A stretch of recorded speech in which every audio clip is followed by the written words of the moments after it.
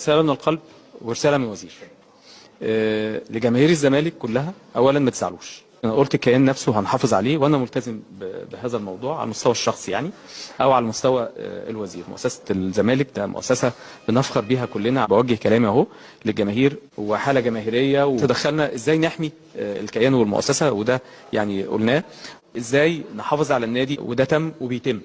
نساعد الناس اللي بتدير، بنعمل ده وهنعمل ده. لازم نتدخل لحمايه الكيان وبنحمي الكيان. ازاي ان احنا نحافظ على الكيان بهذا الواقع دلوقتي، لكن برضو بنقول لهم خدوا بالكم، يعني لازم تحافظوا انتوا كمان، واحنا يعني هندافع عن هذا الموضوع. انا مش هدير النادي، ومش هينفع ان احنا ندير النادي، احنا في خط واحد، فبالتالي احنا بنحمي النادي من كل هذه التفاعلات. انا قلت له اتفضل معلش.